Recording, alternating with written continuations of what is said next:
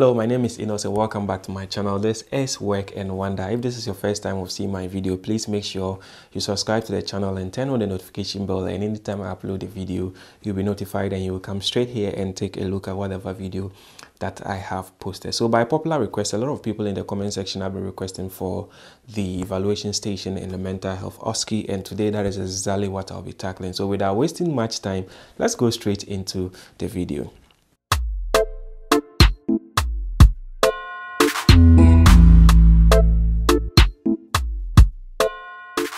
So the evaluation station is one of the simplest stations in the mental health OSCE, which some people also refer to it as the handing over station, because basically it is a patient that you'll be handing over, and then you are required to use 8 minutes to finish the station, which I always say that 8 minutes is even more than enough for you to finish your handing over. So what exactly are you handing over? So basically everything you did in your assessments, your planning, and then your implementation, that is what you would be handing over. And who are you handing over? The scenario is going to tell you exactly who you are handing over, but in most exam situations you'll be handing over to the assessor or the examiner that is examining you, and it's more or less like oral because you basically be talking. So yes, as I said earlier, the scenario will tell you exactly who you are handing over, because the handing over or the evaluation scenario can come to you in 3 ways. It could be that the patient was on a ward and now you are handing that patient over to the community health team for them to continue care there. Or it could be that you are on the ward, you were the one on morning shift, and then you took the patient and you admitted the patient. You have done everything you were supposed to do. The 9th team have come in and you are handing over the patient to the 9th team on that same ward for continuity of care. Or it could be that the patient was on your ward acute and now the patient is being transferred onto a different mental health ward. So you can see in any of these situations you'll be handing over to somebody. And if you look at the marking criteria, it's very simple, very explicit. It tells you exactly what to do. We normally use what is called the S-bar criteria, which the S means situation, the B means background, the A means assessment, and then the R means what? Recommendation. So it's as simple as that. And in the evaluation station, it's very interesting because all the documentations that you did right from assessment, planning, and then implementation will be given back to you, including every relevant information that you need, including the assessment, the scenario in the assessment, overview in the assessment, the candidate notes, the care planning that you did, even the implementation. All right, so all these information, because these are documents that you will need to be able to hand over. So all these documents will be handed over back to you so that will help you to be able to hand over your patient to whoever you are handing your patient to per the scenario. So what happens? Basically, just make use of your marking criteria. The marking criteria has also been arranged in the S-bar criteria, which the S means situation, the B means background, and then the A means assessment, and then the R is recommendation. So when we look at the marking criteria, which you can see on your screen, you can see that under situation, all you need to do is to introduce yourself, and then the clinical setting, you state the patient's name, hospital number, date of birth, and then the location, and then you state the reason for handing over. So here all you need to do is, my name is Enos, I am the nurse on the acute mental health ward. So you've stated your name, who you are, and then the setting, which is acute mental health. Now I'll be handing over patient XXX with name, hospital number 22334, with date of birth 5th of July 1996. So you've also stated the name of the patient, the hospital number, and then the date, who is on acute ward, so the location. So the patient is on an acute ward. So you are done with the 1B, and then when you go to the C, you state the reason for handing over. Mostly in the scenario, there might be a reason. The patient has agreed to work with the community health team, the community psychiatrist. Therefore, there is a need for we to transfer the patient or to hand over the patient from the ward or discharge the patient from the ward to the community for continuity of care. So in this case, the patient has been concordant with the medication, he's really done well, and then we are handing over the patient to the community team so that they can continue care. Or the patient was on acute, the patient and then they realize that the patient has other issues, maybe some personality disorders or other, which there is a need for we to transfer the patient to the personality disorder ward. That is the reason. So the reason will always be stated in the scenario. So you make sure that you capture it if the reason has been given. Now, let's go to the background. The background is simple. I won't even touch on what is on the marking criteria. When you are giving back your document in the assessment, just go straight to the overview of the patient.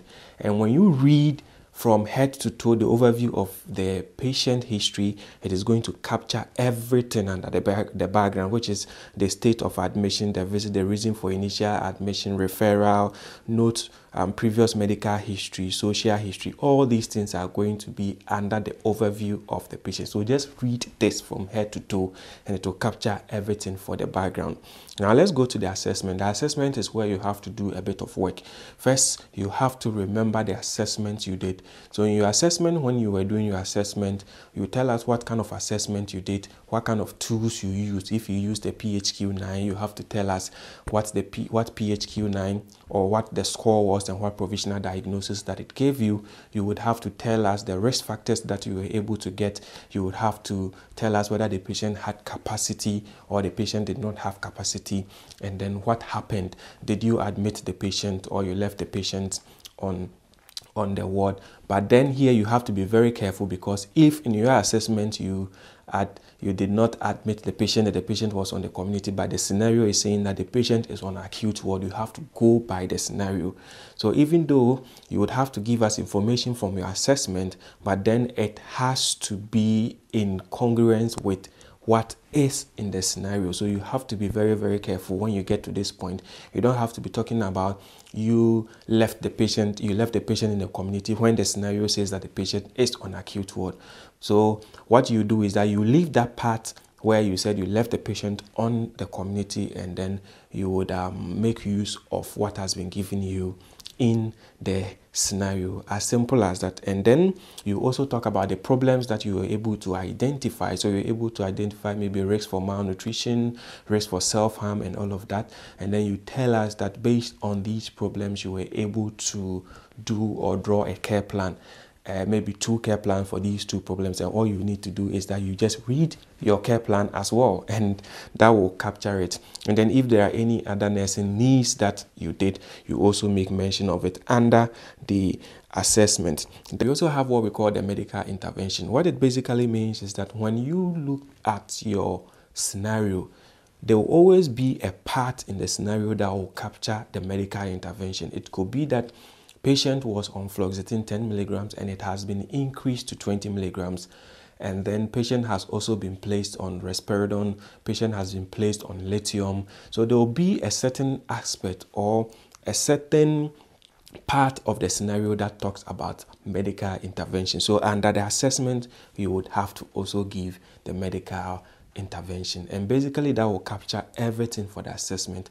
So your findings in the assessment you do. So in the assessment, you can basically say that 3 months ago the patient per the GP referral, an assessment was done in the patient house for him, and in the assessment we make the use of the PHQ-9, which gave us a total of 20 out of 27, giving a provisional diagnosis of mild depression or whatever the outcome of the provisional diagnosis per the PHQ-9 was. You tell us what it was. So and so problems were identified, and based on that, these 2 problems were used to draw or to write or to make a care plan for the patient. On the ward, the patient, this and this and this and this was done for the patient, and everything has gone well. The patient has been very concordant with medication. His fluoxetine has been increased to 20 milligrams. Cholecalciferol has been added to his medication. So that is also the medical intervention aspect, and the patient has done really well for himself. He has engaged with psychology, has engaged with the OT, has engaged with the psychiatrist, and his mental health has improved massively. Therefore, there is the need for the patient to be discharged into the community for continuity of care in the community. So basically, you capture every bit of assessment you did straight from where the assessment started, from right to your nursing duties, right to the medical duties. And then you are done with the assessment. Then you now move to the recommendations. The recommendations basically is also based on the scenario. If the patient is to remain on the ward, what are some of the recommendations? You were there when the patient came. So if, let's say, the patient was at risk of self-harm and the patient has been placed on eyesight nursing observation, you tell whoever is taking over that the patient is still at risk of self-harm. I'll recommend that you continue to monitor the patient on what? Eyesight observation. You continue to, or you remove all hazardous equipment from the environment of the patient. The patient is very much manic and doesn't have much sleep, so I recommend that you provide protected times or protected rest periods for the patient on the ward. The patient can easily go into depression, so I would recommend that you try and have one-on-one with the patient so that the patient will be able to tell you his thoughts, his feelings. So all these, the R is just recommendation. Anything you think, if you tell whoever is taking over and is going to help the patient, make sure you tell the patient. So that would be for the patient who is on the ward. What if the patient is on the community? I recommend that you continue to encourage the patient to take his medications. You continue to assess the patient's mental state anytime you visit the patient. You introduce the patient to community mental health team who help support him. So anything on the community that you think will help with improving the patient's mental health, you recommend it. And that is it. Right from the S to the R, you are done with it. So when you are done with it, when you are done with the R, that is basically you are done handing over. So you can see that it is only the assessment aspect and the recommendation that you really have to talk a lot. But the rest, the situation in the background, all you just need to do is just to read, and then you are good to go. So basically that is it for the evaluation station in the mental health OSCE. 8 minutes, and make sure you finish within this 8 minutes. If there are any questions, you can always put it under the comment section. My name is Enos and this is Work and Wonder. Please make sure you subscribe. Let's hit 500 by the end of February or by even the end of January. Help me to get up at least 500 subscribers, and then I'll upload more videos so that we'll continue to help to inform and educate people who are yet to take their mental health OSCE. My name is Enos and this is Work and Wonder. See you in my next video.